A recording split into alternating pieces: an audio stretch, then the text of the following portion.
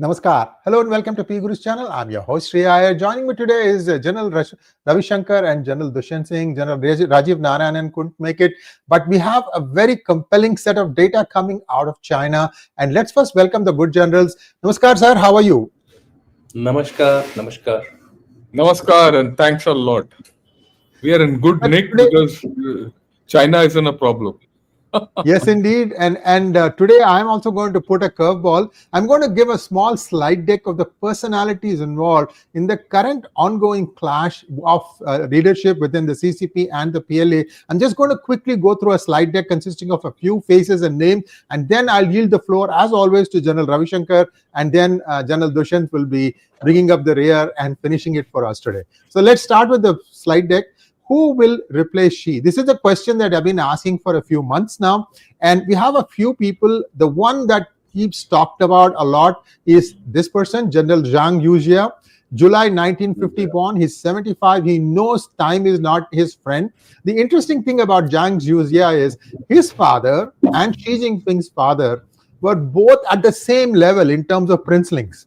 So he would claim that he has the equal, authority to become the next boss. In fact, he's the only general in the entire PLA who has seen combat performance. You can say that, well, this was in Vietnam and that China lost in Vietnam.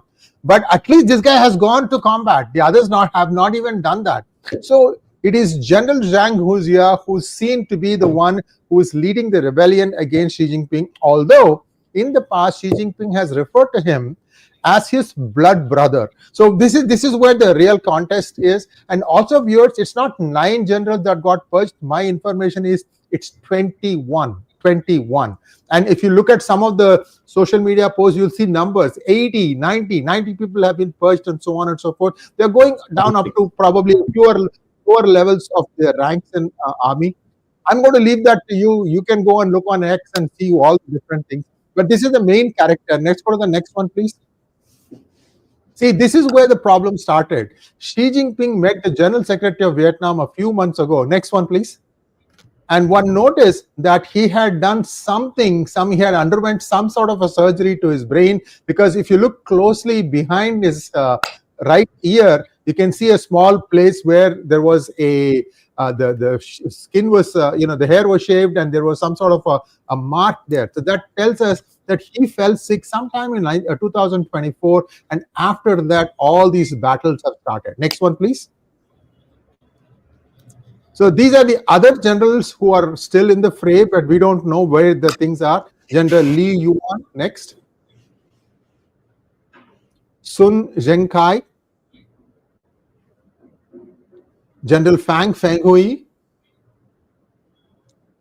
Qin Minor, Hu Chunhua, and Wang Yang. Wang Yang was rumored to be the person who would succeed because he is more centrist, more along the lines of probably Deng Xiaoping. But suddenly he has also gone quiet. The only face we are seeing now is Zhang Yuzhia. With this, I'm going to stop this slide deck so that you have rememberings, or you can remember the faces behind the names, as some of these things may get figured in the presentations that both General Ravi Shankar and General Dushyant have for us. Let's move over to General Ravi Shankar. Sir, the floor is yours. Well, thanks a lot, Sri Iyer ji, and thanks for putting all these personalities in place. Who will succeed Xi is a huge question mark. $1 million. I don't know. Any of these guys, will any of these guys succeed? I don't know. Will someone else from outside come in? That's also a possibility. So I'll not second guess who's going to succeed. And to a large extent, it doesn't matter. In fact, I would feel that Xi Jinping, from India's point of view, should continue. Because Xi Jinping has achieved something which no one else could have done. He's our best friend. He's ruined China. And if he stays for another 5 years in chair, he'll ruin China completely. Right? I wish him long health, good health, and continue to be the president of China and chairman of the general, or CCP and all that. All 3 hats he should continue to wear. But Having said that, that's my wish, and it might come right. But the fact is, there's a power struggle in China.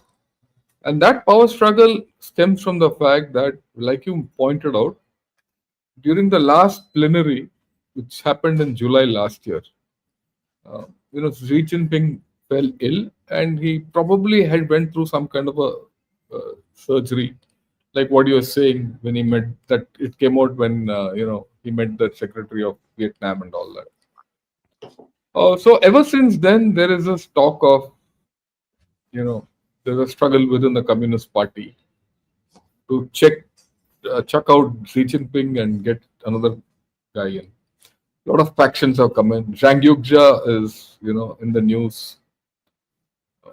But let me put certain things in perspective. Zhang is in the news for purging the PLA. There's no doubt. There are two theories that Zhang being the blood brother of Xi Jinping, is doing it on behalf of Xi Jinping. The other is Zhang is disillusioned with Xi Jinping, so he's doing all this and he's pushing out all the guys who are Xi Jinping's loyalists. Which is true out of this, we don't know. But what is true is, out of the 7 members of the CMC, 3 have been sacked and 1 is dead. That there's no doubt. So who is left standing is 4. 4 is Xi Jinping, Yang Yuxia, and 2 others. We'll talk of that a little in a couple of minutes. And the total number of generals who've been sacked under Xi Jinping's rule, I'll give the figures, are 24 full generals, 30 lieutenant generals, and the rest 75 odd are major generals. Now, such a purge has never happened in Chinese history, not even during Mao's time. Now, if you see these purges, they're in 2 batches. The first batch till about 2013, 14, 15, somewhere around that time, is one half of the story. And the others have started after the COVID. Post-COVID, 3-4 years, there's a mass purge. And this time, high heads are rolling. At that time, Major Generals, it was across the board. This time, the guys who are being purged are the top chaps. It includes the Eastern Army Commander, Theatre Commander. It includes all commanders of the PLA rocket forces have been sacked. And that rocket force has been in existence for 4 years and all 4 are sacked. There are 2 defense ministers who have been sacked. There's a foreign minister who's been sacked. Some rumor that he's coming back. I'm sure General Dushyant will cover it.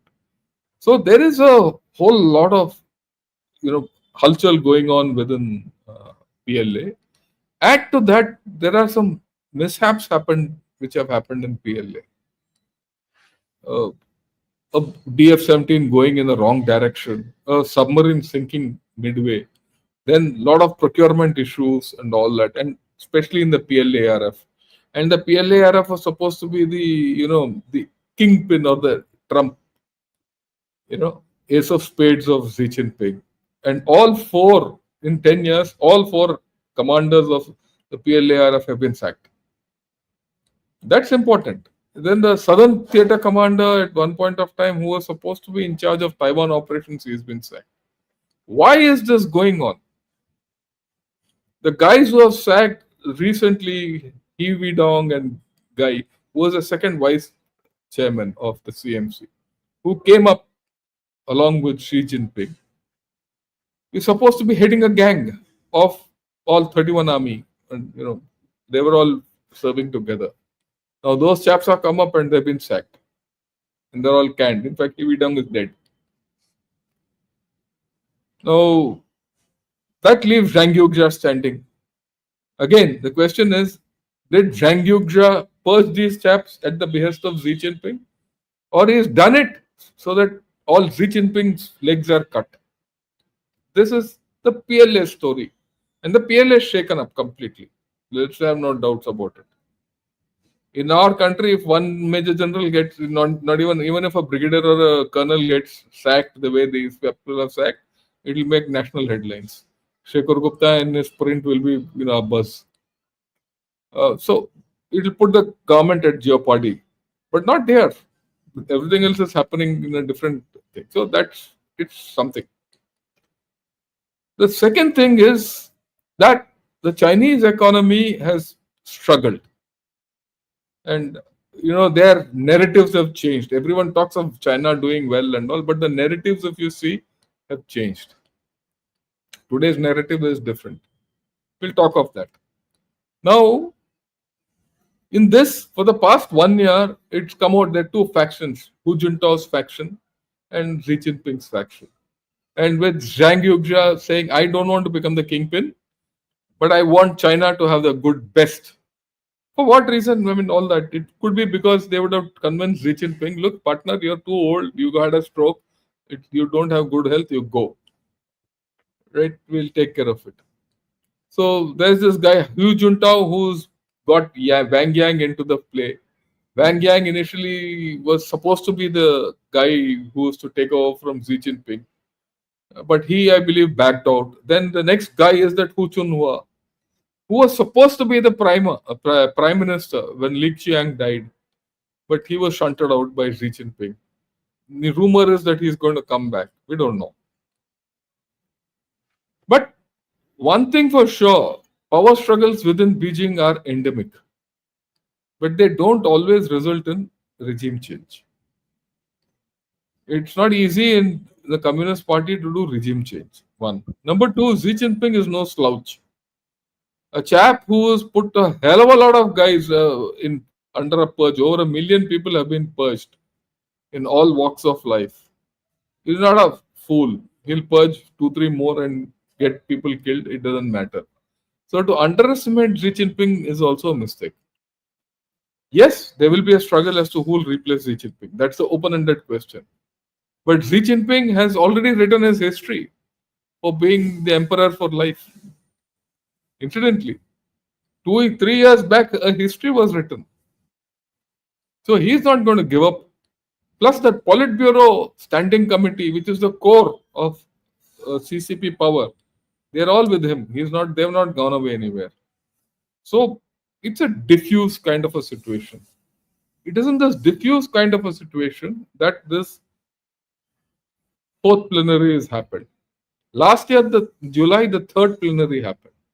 When the third plenary happened, Xi Jinping fell ill, and that was supposed to be about economic conditions in Yewo, all that. This year, the plenary was supposed to be about the 5-year plan which was to roll out. It went on for 4 days. No news came out about what is happening. But suddenly today in the evening, when the 4 days was over, a few snippets have come out. And tomorrow, the CCP at 10 o'clock China time, Beijing time, they're going to hold a conference where we'll get some idea as to what has happened. So that is what the story so far. But what has come out tells you a lot. Right? I'll spend 5 minutes more, and can I have the slide deck, please? Right? Yeah. Yeah. Right. Now, they've spoken of raging storms. They're looking ahead. Now, as per the thing in the Xinhua today evening, it has come out that Beijing has pledged to make notable progress in high-quality development, subsequently improve its capacity for technological self-reliance and innovation in the next 5 years. China will make new breakthroughs in further deepening reforms across the board while continuing to improve people's living standards according to a Thursday communique outlining talk, tuk, and all that. Then we must have the courage to face major tests and high winds and rough waves and raging storms, all that. Focusing on doing our work well and write new chapter in sustaining economic growth. There's nothing. It tells you nothing. Anyway, next. Okay. Yeah, next please. Oh, I have it. Okay, sorry. Now, what is clear is this chap Zhang Zemin is appointed now in place of He Weidong as the vice chair of Central Military Commission. Now, who is this fellow? Earlier, this was the Central Military Commission, out of which 3 fellows were missing. This chap is Zhang Zemin. He is now taken He Weidong's place. But the balance 4 are missing still, except of course Liu Zhenli. The rumor is Dong Yun, who's their defense minister, might come in. But we'll get clarity of it tomorrow. The fact that they have not given clarity of it so far, and they've mentioned only Zhang indicates there's some horse trading going on still. There is a problem. Otherwise, they should have mentioned all of them. So all is not well under the deck. Okay, now something very interesting. The issues facing China are this overcapacity, Nijuan involution, and weak consumption. None of the communiques which have come out so far indicate that any of this has been addressed. You might get it tomorrow, but I don't think. From what you can make out from the initial communiques, I can show you a thing of all the points, key points which have come out. It's anodyne. Military leadership, there's no solution so far. It's only a part solution the way I look at it. Xi's replacement, like you rightly said, who knows? Will Xi continue? There are scenarios which say Xi might continue after the next session. The next one is in 27. The 21st Party Congress is in 27. It doesn't appear Xi is going to give up power easily. I mean, it will be foolish of us to think that Xi will give up. Okay. There's no answer to their demographic problem, which will keep pulling them down. They are in a trade war with USA where they're getting hit. They're talking a lot of things about rare earth, earth, and all. End of the day, China is getting hit. What about their global ambitions and international relations? They still want to do global governance. We'll get absolute clarity by tomorrow. Or maybe tomorrow, maybe 2-3 days down the line. But I don't see any of these things being addressed. Okay, I went into People's Daily to get some clue. He says China achieved fruitful results in high quality development during 14th Five-Year Plan. So they're looking back. So we've developed. Now this is complete politics where everyone is patting each other's back and saying, "Oh, we've done everything good." And then he says using medium and long-term plan to guide China's economic and social development is a key governance approach of our party. QC is their core of core bi-monthly, rag sheet, communists, totally dedicated to Xi Jinping. This is what it is. The next thing is building China's strength, advancing. Is there anything new which is coming out here or in that communique which has come out on that, or advancing high quality and full development? No. Ye sab wahi hai, kahani. Now, pre-COVID, their narrative was great rejuvenation of China as unstoppable. Chinese people firmly stand on the right side of history, common prosperity, bigger, better, stronger, anti-corruption and all that nonsense. COVID time, things changed. They started off with new era. East is rising, West is declining, changes unseen in a century, revenge against a century of emulation. Then they came down to dual circulation, rebalancing, Western development, security. Today the story is something completely different. They don't talk of replacing China, East is rising and all. They don't talk. They're talking of leveraging excess capacity, high capacity growth. The focus has gone to technology. Yeah, please take it off. We're okay. Innovation, new quality productive forces. So the story has changed. The story is not going back to the earlier story. The story itself represents a weakness. Whatever I showed you is something which there's a slide which I actually used 3 days back in one of my podcasts. You compare what has come out in QC and what has come out in today's communique, it's the same. So what are we going to see? We're going to see a weak China. I'm marking these words, weak China, whose growth will be anemic, who will continue to fake their GDP figures. The GDP figure will be reached because it's fake. Okay, there's going to be no consumption. Xi Jinping will continue and the struggle will continue. So we are in a happy position where we are. You will see this thing going and we have to play our cards well. Sorry, I've taken a little more time because I thought this is it. I'm sure General Dushyant will add on to what I've said and he would have his own views. Over to you. Thank you so much, sir. General Dushyant, over to you, sir. You are muted. Thank you, Ayerji, for calling us again weekly Thursday. And thanks, Shankar sir, for having given a very detailed overview of what is happening in China.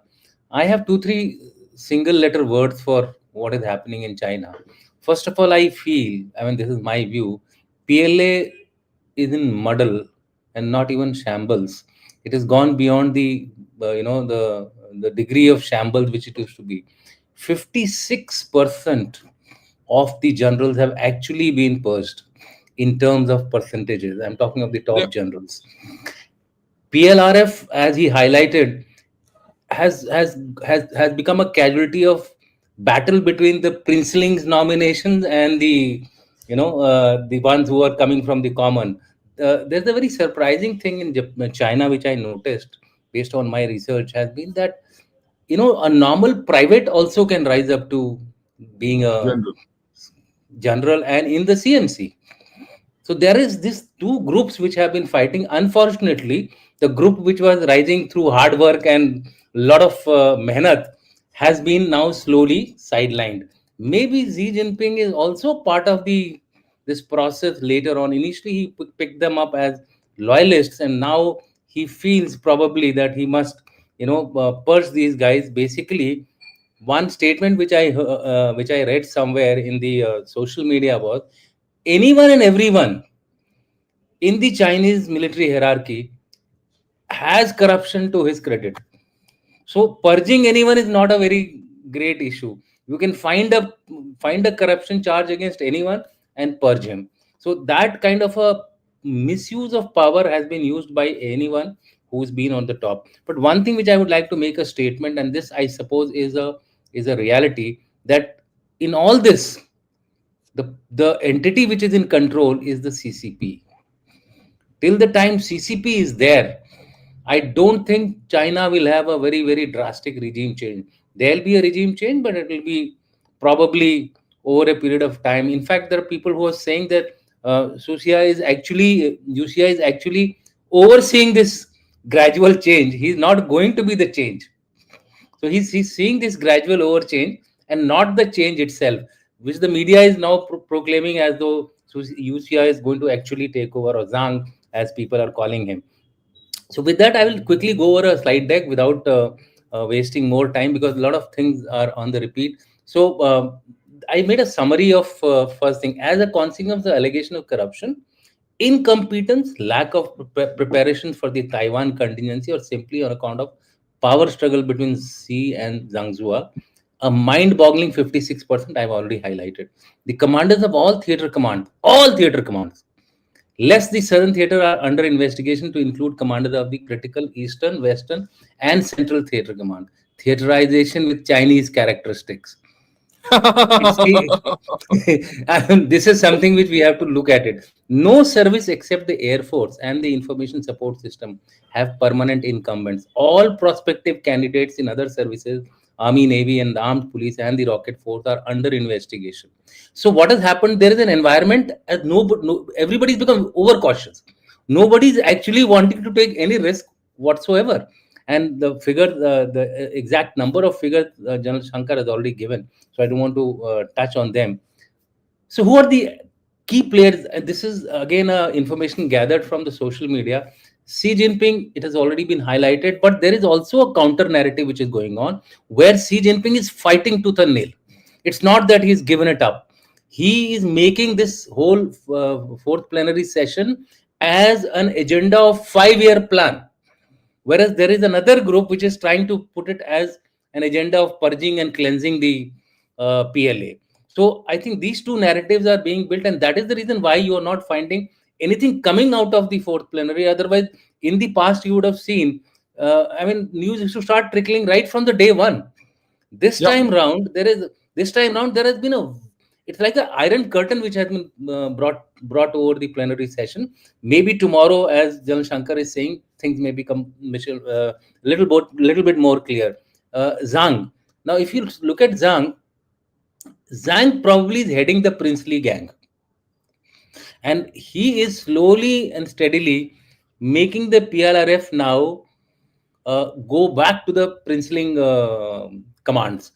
Earlier, all the commanders of PLRF have been 31 army, uh, as Jan Shankar has highlighted. Second thing which he has done, and this is done by Zhang, is that he has deployed the 82nd Group Army. That is a fear. That is a move out of fear that there may be some kind of a PLA reaction in. Mutiny. Yeah. So therefore, that is something which, and it is being actually manned and commanded by loyalists who are loyalists to the political party, in the sense CCP. So therefore, I think that's a preventive measure which has been taken. As far as the elders are concerned, I think they are the ones who are pulling the string now.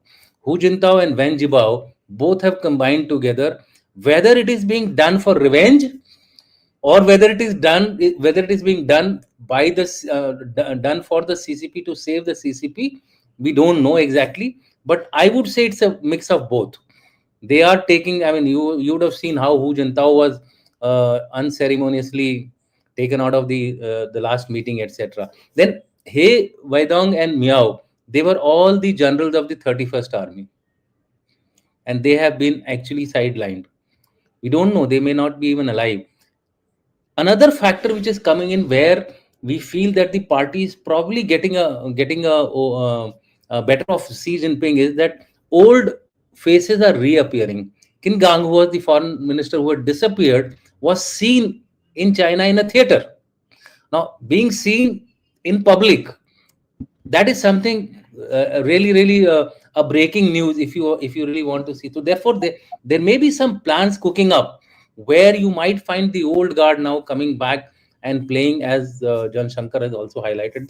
This piece of information I picked up from Chusun.com, the news channel on news website of China. If you So therefore, the indicators for Xi Jinping's eroding control, these are, quickly I'll go: limited visibility in 2025, whether it was the health, whether it was due to the combined pressure of the elders, I don't know. Purging of targeting loyalists, this is something you can read it both ways. Like I said, that it could be a combined effort of Zhang as well as Xi Jinping, or it could be that elders through UCIA have actually taken the better off of the Xi Jinping's loyalists. Health rumors and movement restrictions adequately covered. Strategic interpretation. Now, these are something with attempt to preempt dissent, signals internal vulnerabilities, deployment of the 82 group army, etc. These are the factors which are showing that there is a great power struggle going on, and I think it is more between Xi Jinping's desire to continue for life, and he's not going to give up so easily, the way I feel it. So therefore, if you look at it background, once Xi Ali now aligned with the elders, this is for the Zhang, for General Zhang. Why has he become anti Z? We need to actually analyze. See, Zhang was brought in by Z personally for overlooking Taiwan contingency. I mean, getting the Taiwan contingency going, because he was the only general available who had fought a war in Vietnam. They knew that he's an old guy, so therefore he will not be a threat. Keeping all these conditions in mind, he was brought in as a vice chairman, and he was supposed to overlook at the affecting the Taiwan contingency, which has failed. I believe a number of rockets of PLRF have actually failed on ground in their tests. So this is something of a great worry to the CCP as well as the Chinese, including Xi. So maybe Wen Jiabao, Hu Jintao have prevailed over UCR to take unilateral action.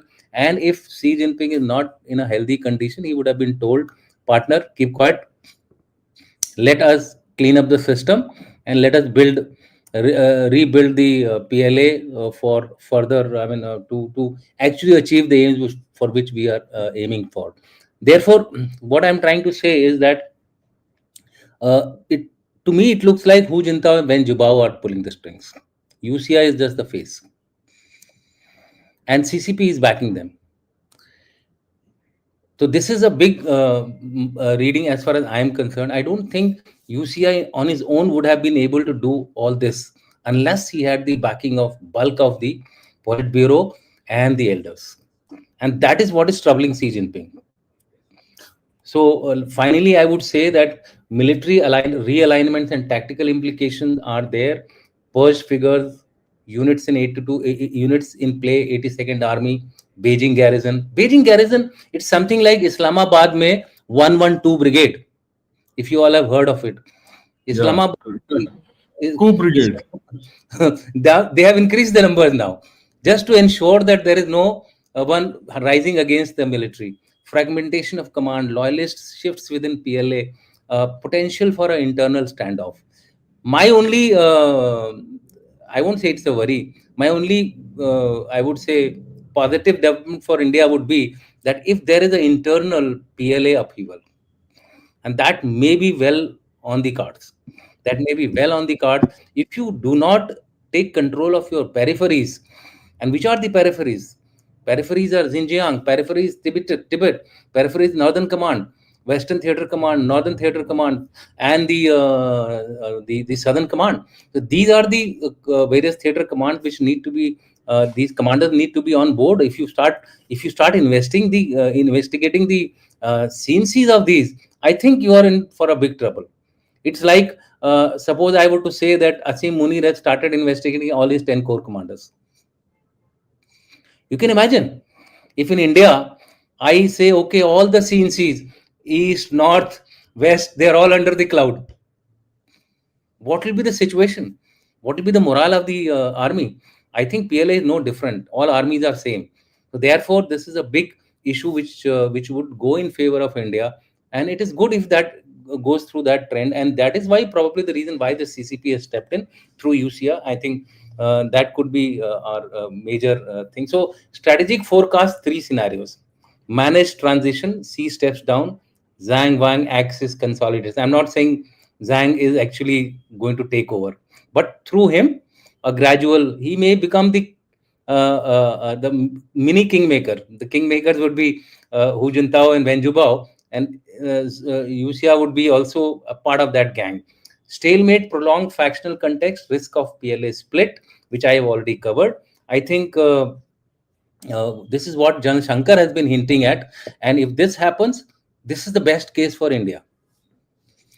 If you look at the Indian scenario, hard crackdown, Z resorts to control via emergency power. This is a dangerous situation for us. Then it will be something like Pakistan, where another Galwan, another flashpoint, something like that might happen along our borders. So we need to be careful of this, and therefore our intelligence over the northern theater, I mean our northern theater and their western theater, has to be perfect. If we do not do that, we may be again surprised. And I think this is the biggest takeaway from this power struggle which is going on. This is the worst case scenario for them, but it is also a worst case scenario for us. And therefore, we need to be cognizant of this. So, my recommendation, finally, I'll close with this, is that border posture PLA cohesion affects LAC readiness, right? Policy signals leadership flux may delay or accelerate provocations, which I just covered. Opportunity, diplomatic engagement with non-C factions. How far we can do this, we don't know. I mean, I'm sure there will be some channels working on this particular issue, right? So therefore, I recommend enhance human intelligence on PLA faction dynamics. Whether we have the requisite capability, intent, desire, that's a different subject to be discussed. But this is the primary thing which we have to take care of. Monitor elite media and elder movements, which Jan Shankar, I think, is the best person who's doing all this monitoring of the media in China. It's a must for us, and that's how we will get the forewarnings for any kind of untoward thing. Prepare contingencies for sudden leadership transition. This could also happen. Engage rationally to exploit CCP distraction. And finally, you can take off the slide deck. Finally, what I feel is, let's wait for the outcome tomorrow, what comes out of it. My sense, my gut feeling is it will be a wishy-washy kind of a statement which will come out, where neither there'll be a clarity on the military leadership changes, nor there would be a clarity on the 5-year plan which Xi Jinping is trying to fix. One of the commentators on the X has said Xi Jinping still holds the pen holds the hilt of the knife. So therefore, there are factors which are working, which are being, I would say, driven in China to ensure that Xi Jinping continues to enjoy popularity. There is a tweet which says 98.9 million people have been lifted from poverty. 700 million people have been brought into the middle income group from 250. 700 million people have been brought into the middle income group. There has been, what do you call, this one more factor which they have given. So overall, what they are trying to say is that he has been the growth story of China, and therefore he is a must for China's survival. So these kind of narratives are going on in the media of, in the Chinese media and the Western media also. There are Western groups also which are propagating pro-China, pro-Xi and pro-Zhang narratives. So it is very difficult for us to read as to who is going to come into power. So muddle, waters are murky. We have to have a SAR. We call them. There is a imagery which is called SAR imagery, which looks through the foliage and the water and tries to see what is behind it. So somebody with that kind of a imagery has to see what is going to happen in China, and I think there are people already doing this. So with that, I'll stop here. Thank you so much, sir. Before I revert back to One General minute. yeah, go I ahead. just want to highlight one thing. What General Dushan said. He spoke of the pen, the knife, all that. In China, they say there are four things: the pen, the knife, the blood, and the gun. The pen is the media. The knife is their intelligence apparatus and internal security apparatus. The blood is the princelings, the lineage. And fourth gun is the PLA. Gun is What the he PLA. brought out PLA, very important. Xi has control over three of them: the pen, the knife, the blood. And the gun also, to some extent. So the gun is the one which is under contention. Okay. Yes, to some extent, I said. Yeah, to some extent. So the thing is, to think that Xi Jinping is not in control would be a mistake. To think that all is well with Xi Jinping is also a mistake. It's also a mistake. Okay, so it's Now, sorry, I thought that needed a little clarification. Yeah. Thank you so much, sir. What I know, Gang, the deposed foreign minister, made a reappearance at Beijing Music Festival a couple of days ago. Yes. There are pictures of him standing on the dais. So that's what General Dushyant was talking about. Also, viewers, as far as I know, the next round of talks between India and China are to take place on the 25th at Moldo. And Indian delegation is almost all, they're all set to go and talk. And we don't know what is on the agenda. I'm sure the LAC will be one of the main ones. So things are moving on as scheduled. There has been no change in those things. So this is where the clarity is still, awaited. And viewers, I have to tell a couple of things here before we go to the next round, because this is very interesting. I don't know how many of you remember my conversations with Elmer Yuan. And Elmer said, see, Elmer is also the son of a princeling. His father had a very early fallout with Mao. And he was banished, and they didn't even know where he was. And his mother was tasked, who had 5 or 6 children, was tasked with running the whole household. They are proper Shanghaiites. And 3 families from the rural China were asked to come and stay with them. This is what Mao used to do, to punish people who were not listening to him. And Elmer said, I went mad. He was one of the elder siblings, and they were like 4 kitchens in the same kitchen room. Each family had different. Some of them didn't even speak the same language. Elmer knew Cantonese, which was what was spoken at that point of time, and so he said it was a total mess. And he left for Hong Kong as a child, and he grew up there. That's why when Elmer speaks, it's much easier to understand what he's saying. But one of the interesting things he said was that he knew Xi from the streets of Shanghai. According to him, Xi is nothing but a street thug. Viewers, you have to understand one thing. Between 65 and 76, if my memory serves me right, the total education system was kind of on a hold, on an impasse. People are not going to schools. 11 years. Things started becoming normal only after Mao Zedong departed. And during that time, Xi Jinping is supposed to have perfected his street smart skills on the streets of Shanghai. He is fifth class fail, according to Elmer Yuan. His Tangsha University was because somebody else will attend lectures along with him, take all the notes, do the submissions as far as Xi Jinping's name, and got him the degree. This is all, again, Elmer Yuan's story, not mine. And the other interesting thing is, how did Xi Jinping even become the chairman? Because it is supposed to have been a guy called Bo Xilai. I don't remember the city for which he was the mayor. What happened was, Bo Xilai had a very aggressive wife, and looks like she got the local MI6 operative bumped off. MI6 is Military Intelligence 6 of United Kingdom.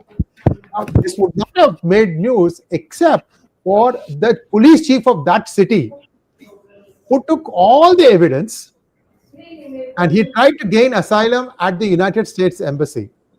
Now, what the US Embassy did was, this is Barack Obama time. Biden was the vice president, Hillary was the Secretary of State.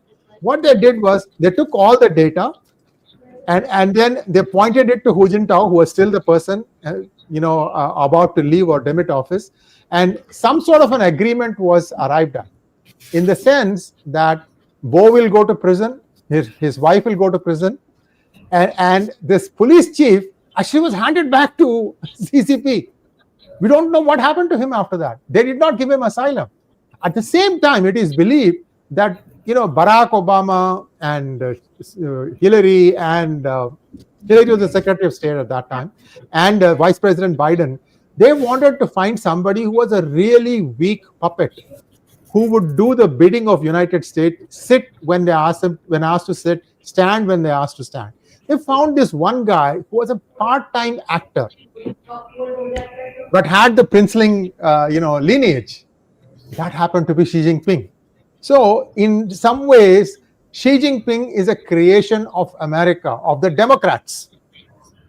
So I just wanted to tell you this story because this is something that Elmer related, and he's much more humorous when he says it. But this is the history behind this fellow, the street thug, very, very street smart. And we don't know how many things he understands when people show him technology. At the same time, he seems to manage to know how to cling on to power. With this, I'm going to stop here. Second round, concluding talk, maybe 2-3 minutes each. General Ravi Shankar, over to you, sir. Yeah, thanks a lot, sir. We've focused a lot on military. Okay. Military, because it could lead to a power change. Like I said in the beginning, the chances of a power change from the beginning were very low in this. The bigger problem affecting them is their economy, which is spluttering. They don't have there's no solution. Their economy is hemorrhaging. They're just producing goods. There's no one to buy those goods. And they're dumping it on the world. The world doesn't want it. Tomorrow, if you open your markets, everything China will come here and you will be forced to buy it. If you are forced to buy it, your factories will go out. Atmanirbharta will become Chinese Nirbharta. In which case, there's a reality. In which case, Mr. Modi will have to say thank you. He will be voted out of power. See, the cost for allowing Chinese to sell items here is this. So why will Mr. Modi do it? Similarly, why will anyone else in his country do it? Some countries have no other choice, so they will do. They are indebted, all that. But not beyond a point. So if that doesn't happen, already their wages are low. The fact, every day in every major newspaper, everything, I see this story coming out everywhere that look, they're in a problem. So I think that the situation internally is in a bad shape, right? Okay, but is it new? It's not new. When China, say, take your mind back 15-20 years back, what was it that they were dumping into the world? They were dumping cement, coal, steel, and goods of that That was the dumping into the world. Now, then the property took off. So that all that went into the property. Then the property collapsed. So now it's the high productive forces, toys, yeah, war, rare earths, all these are coming into play. EV, technology. So the real economy has gone. There's one fundamental fact why the real economy will not survive. That is because the Chinese don't have money left. I always keep saying China is a rich state with poor people, and those people are becoming poorer. One. Number two, the number of people are getting lesser. If both these are happening simultaneously and there is no way to reverse the situation in China will go even worse.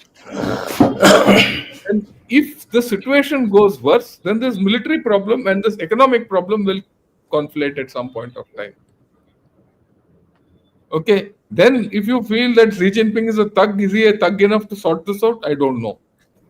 Look, let me tell you, I have been watching China for a long time. I see the media, I see this, that, yeah, whoa, all that. But my own guess today is China is up a dark alley without a return. Where's the way ahead? They don't know. Will it collapse? It can't collapse. 1.4 billion people don't collapse. So you're going to have a deflation. Okay, it's like a flattened out pizza. It will not rise. That's the thing with China, and that's what makes it dangerous. Yeah, I have a slight difference of opinion with what General Dushan said. That he gave 3 states. I think all 3 states are as dangerous for us. A stalemated China, a flat China is as dangerous. Because a flat China, yeah, we can get to those 3. Yeah. Right? Yeah, 3 states which he gave. Yeah, this one. The stalemate, if it is prolonged under factional contest and all that, you add the economy to it. In either of these 3 conditions, the economy is not going to survive. So at some point of time, will they go mercantilist and take a hit out? If they hit out, where will they hit? Who will they hit?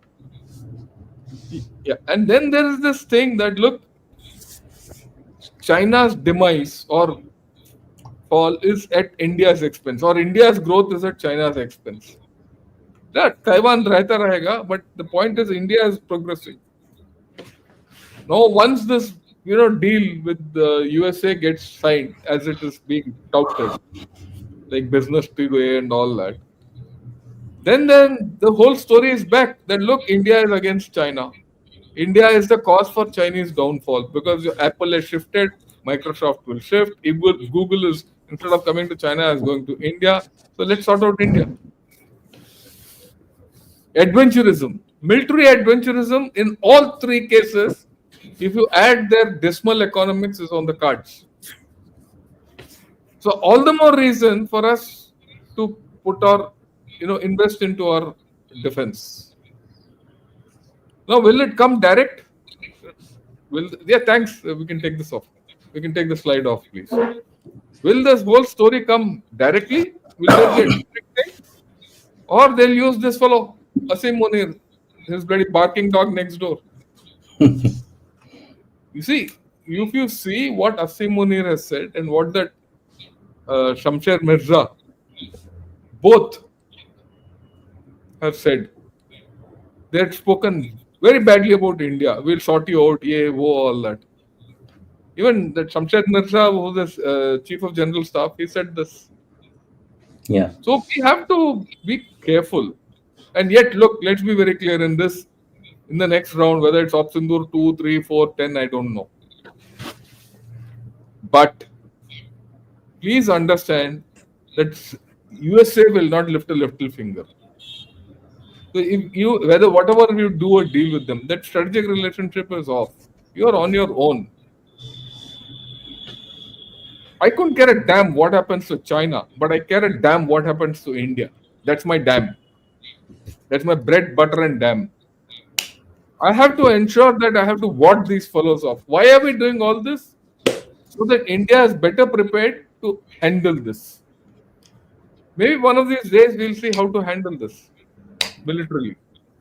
Because I'm looking at a military option being exercised. How will it be exercised? Right? Brahmaputra Dam comes after 30 years, it doesn't matter, we'll handle it. But the immediate thing is important. Will it happen in the Indian Ocean? Will it happen in, across No. Arunachal? Or what? Those are the options which we have to start thinking of. Right? I'm sorry if I've taken a little more time, but I thought our focus has to come back to India. India first. Like Yeah. Dacha So MAGA first and America first and all that. हमारे लिए तो भैया Bharat first है. अव्वल दर्जे का भारत है. उसके बाद बाकी लाइन बंद. yeah, India आगे. absolutely, absolutely. Actually, I will compensate for the excess time taken by Jan Shankar. I will only like to do 2 3 clarifications. One, when I said the intensity of the worst case scenario, it was in a relative degree. Yeah. I see China, that. China, in any case, is a threat for us in all contingencies. Whether you have a normal China, whether you have a internally unrested China, or whether you have a stalemated China which is growing along or struggling along, rumbling along.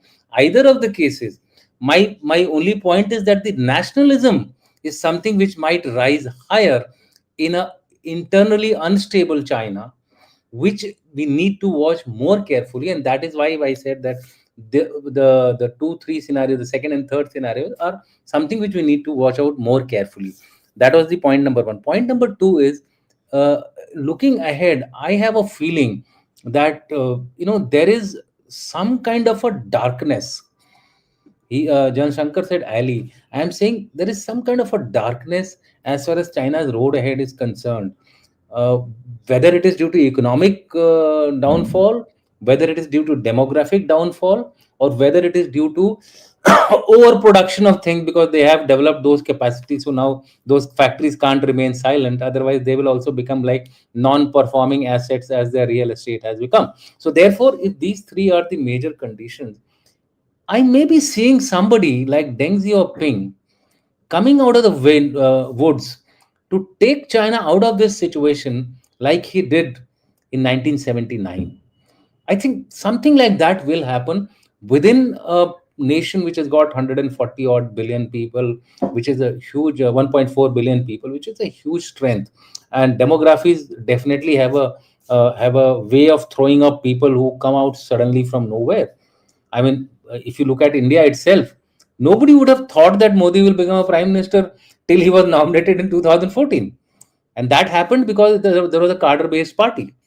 And moment the cadre-based party throws up somebody, there is this machinery which kicks in to make him what he is. So that is something which we need to keep watch on. Maybe that kind of a thing might happen in the future.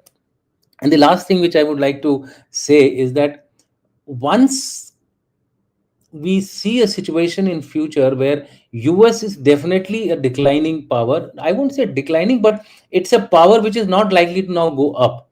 And its interest in the Indo-Pacific also seems to be waning as of now. We were talking of 60-40. I think it is reversing back to 40-60. And also it is reverting back to internal focus as far as America is concerned. Their Secretary of War is focused purely on internal. In fact, they have recognized the fact that they are behind China in terms of number of capabilities as far as technology is concerned. So therefore, they are giving a great push for that. And that push requires time. So in the next few years, I don't see any kind of a US military action taking place in this part of the world. So China remains a unchallenged security threat as far as this region is concerned. So India has to be careful of that. And the next thing is aging population. You see Japan. Japan was growing at a rapid pace, but moment their population started aging, their growth rate has stagnated. China seems to be on that particular path. I have read somewhere that by I think 2030 or so, they're going to be roughly around 1 billion mark, or maybe a little less than that. That is something which might further bring their growth story down as far as the economy is concerned, and that will be a major challenge. So we don't see China really getting into some kind of a surge as we were talking about, that it will cross US or something like that. I don't think that is going to happen, but definitely it will remain a challenge for India. So I'll stop here. It's a challenge for India. India has to recognize the fact that even a 3% growth rate, if it takes place on a 18-19 trillion economy, it's quite a bit. If you convert it in terms of volume, don't take it in terms of percentages, but if you take it in terms of volume, I mean in terms of real value, it's quite a bit. The difference in AI investment, difference in budget investments is 1:3, 1:4. We are at 60 billion, they are at 260, 270 billion dollars, and America, of course, is touching the $1 trillion. These are huge gaps, and therefore we have to play smartly as a asymmetric power would do, keeping all its options on the table.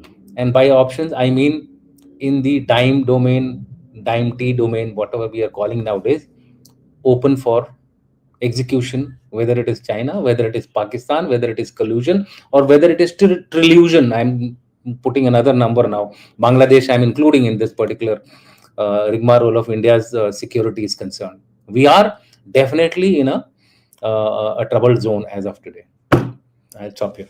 Thank you so much, sir. Let's take a few questions now, please. Ames IBS Business School, ATMA College. Can you also please analyze what Chinese CCP media, Anglo-Saxon, and other global media are talking about this fourth plenum? General Ravi Shankar. Yeah, I don't know. I've not seen others, but I'll just read out one which has come out in BBC. That's interesting. He says when Xi Jinping first took office, he launched an extensive anti-corruption campaign investing two retired vice chairmen of the Central Military Commission, Zhu Kai-hu and Gu Boxing.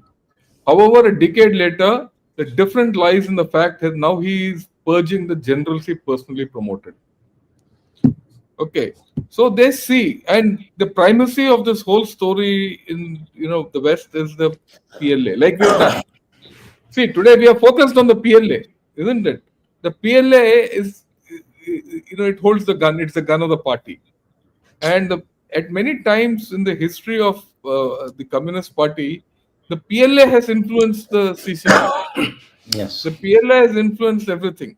The gun is very important, and that gun is shaky today. Right now, what the Chinese CCP media, they'll come out in a day or two. We're not going to get such reactions. So maybe down the line, I'll talk of it. Next one, please. Naresh Nilakantan, this is for you, General Dushyant. Sir, do you think that Arctic route reopening along with Russia instead of IMEC route? Your view, sir, irrespective of shake-up at CCP.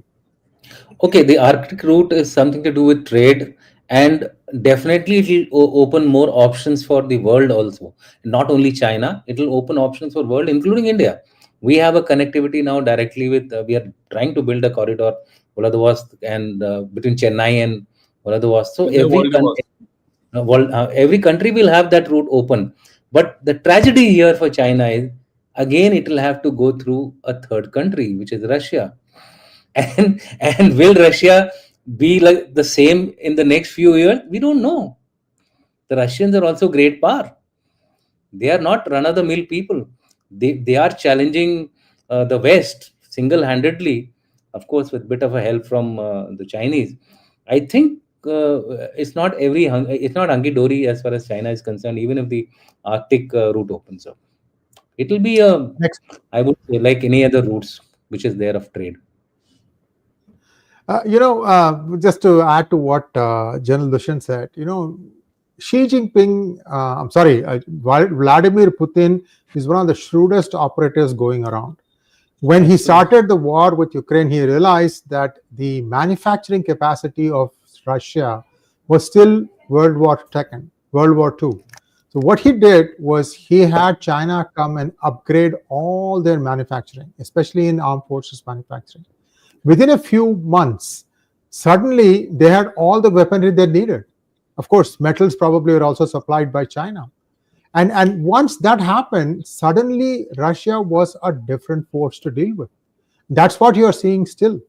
And I mean, he's able to somehow straddle all these pressures and be responsible. He's making sure that there are no false flag operations. It's the NATO that creates it and then tries to pass it off as a Russian offense, because under some pretext or the other, they want to enter into war for different reasons. I've talked about this in various monologues. So if it was not for a steady hand like Putin, God knows where the world will be today. Just wanted to give that. It might feel like a left-handed compliment. I'm nobody. I'm just telling you that Putin has come across as a very, very balanced and shrewd player. And I mean, even Trump is not sure what he's going to say or do. That is where things are today. Let's go to the next question, please. Next question, please. General Shankar, do you think making military equipment of foreign origin in India with 10 to 15% indigenous content worth investments? See, that's something which we are doing, not 10 to 15%. Our rule is about 30%, right? But that's the way to get people here in technologies which you don't have, to joint ventures. It's not exactly that, it's just that they get coming. Invariably, they come through joint ventures. You take the submarine deal, which we are trying to put through, right? The government has identified 4 submarine builders globally and 3 or 4 people locally, and they're making a mix and match, and who'll put how much into the kitty. So it is not something that, the government policy is not 10 to 15%. That's not, we are maximizing it. And big cases are taken case by case, and in detail it is decided, nuts and bolts down. How much will be foreign content, how much will be Indian content, and how much will be international content. When I say foreign content, the of that guy, what do they call it? The chap who's the main vendor, right? Yeah. So this is actually a huge topic of its own. I put it across to you as simply as possible. Next one, please. This is for General Dushyant. Why there is a rumor she had health problems, slowing economy, unemployment, increasing corruption had ruled to relieve Mr. Shi? Your views, sir. Regards. Vijay Kumar Srivastav, please pay attention to the framing of the sentence. Very difficult for me to correct the grammar on the fly as I'm reading the question. Over to you, sir. Yeah, I mean, I have also not been able to make a exact thing what he wants to ask. There are rumors. I think this was clarified also by Sri Ayerji, in the photograph where he showed some kind of marks on his head, etc. Correct. You see, whenever there is a leadership retardation, whether it is mental, whether it is physical, the machinery starts slowing down. Decision making starts slowing down. So there would be automatically repercussions on economic decision making, military decision making. So therefore, there will be a lag, and hence it will get affected, whether it is economic domain or whether it is unemployment or whether it is any kind of a statecraft activity. So I think it's got a direct fallout. Health, if you got the health, you can take decisions better. And if your top man is not healthy, then God save the country. Amitesh wants to know why this general sir always talk about China's demography problem. Japan, Korea, and Europe also had demography problem. Bharat will face it in 20 to 30 years. General Ravi Shankar. Yeah, uska demographic problem hai, to you should to speak of it, na. I'm not interested in Japan, Korea, and Europe. Let them have. They don't affect my health. China affects my health. Yeah, you have to look at your adversary. He's your neighbor, adversary. He's your competitor. He's trying to put you down. Would you like to look at him or someone else in the next street? I mean, Amitesh, I'll not answer all this. देखो ये भारत में क्या होगा वो सब. भाई तुम्हारा neighbour को देखोगे कि उसका क्या हो रहा है, वो तेरे घर के ऊपर आक्रमण कर रहा है, या चार there are 4 streets away something is going on, you'll look at that. It's a matter of priority. Amitesh, I suggest, I've been answering such questions of yours ever since. We've known each other so long. I think you should start looking realistically in life. Yeah. Next one, please. Apramaya wants to know, sir, India's Air Force ranked higher than China has led to the sharp criticism in Chinese media. Your opinion on this? General Dushan. I think if it has been ranked higher than China, we should be happy about it. And obviously, any country which has been put down will criticize a figure Yeah. like this. So let's bask in the glory. Actually, You many know, people are now coming out. So go ahead, sir. Go ahead, sir. the reason you have to understand why it is ranked lower is the Chinese military or the Quality, Chinese Air Force quality is poor. yeah. Their generals are getting sacked. After all, it is their generals. We've just said 127 generals are sacked. How will it be good? And not all Chinese airplanes are sixth, seventh generation which they talk of. It's all big talk. They can't operate in Tibet. You can't put the Chinese aircraft in Tibet. Yeah, Tibet has got only 4 airfields. People say infrastructure is increasing, helipads are increasing, this is increasing, that is increasing. At the end of the day, only 4 runways. They might have 2 runways on it. So what if? At the end of the day, they're still at 4,000 plus. And then when at a height of 4,000 plus, it can either go without any armament, full load, or it can go with half armament, half endurance, or no endurance, full armament. There is a huge problem in that. And in summers, that will be even lesser. Those of us who have operated in Leh will know in around 10, 11 o'clock in the daytime in Leh, a IL-76 cannot take off on its own. We stop. You should We stop see. flying. We stop There's flying after 12. 12. You don't have to do that in tomorrow's war if it's in summer. China can't fly also. You will keep flying from all over the countryside. Adampur से लेकर बरेली तक और east तक तुम करते रहोगे. He can't fly. Then you want him to be higher than you. Guys have to understand this story. Why Indian Air Force is ranked higher. And we have fought. We have gone through operations. उसका क्या है? चलो आगे. Next one, please. Geetanjali Rajaram wants to know, why do you feel using emergency powers by bringing the fight only to our borders? Will Xi not try not to show his might by taking on Taiwan? General Dushan. You see, as of now, a country which is facing such kind of an internal upheaval, where will it go?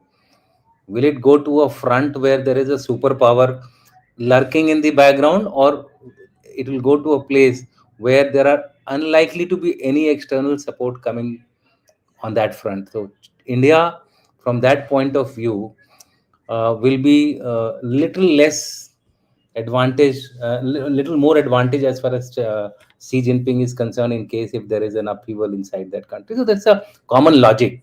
So he would try, and I'm not saying he'll go for a full-fledged war. He doesn't have to. He doesn't have to. He has to just create that situation within internal dynamics so that the people are galvanized again. Xi Jinping's ratings were 92%. Who gave this who gave this ratings? I don't know. But what I'm trying to say is that there are ways and means of generating. Today's world is information warfare, right? So information warfare is both internal and external. Don't forget that internal warfare is only external. It is also played inside to galvanize the people. AD12671, interesting discussion, but why is it important who takes over? Will CCP approach this India change regardless of who succeeds Xi? General Ravi Shankar. Yeah, let me explain this a little. It's an interesting question. Fundamentally, things won't change. But the fact is, a new guy will take time to settle down. And historically, whenever a change of power happens in China, China is unstable. And the new guy finds it difficult to stabilize himself, especially if it happens midterm. or out of turn. Now, if this has to happen today, it is out of turn happening. In which case, there will be some instability, power, EAO. So they'll have to look inward. And that kind of a thing, China might not have the luxury of hitting out. They'll not go to war. Okay. Now, whereas in Xi Jinping, while he will keep destroying China better than anyone else, he is more prone to go to a war. Okay, that's the thing. Ultimately, whoever comes takes over in China might be worse than Xi Jinping. That's a later day story. But I'm looking at the short term. That's how it is. Next question, please. Rom Might wants to know, is it not high time that we set up Cyber DRDO as a specialist cyber warfare defense unit with competitively paid top Indian software talent? General Dushan. Why should you have a cyber DRDO? We are already having a cyber force. We have a robust cyber capability, and you would have seen this being displayed during Ops Sindoor also.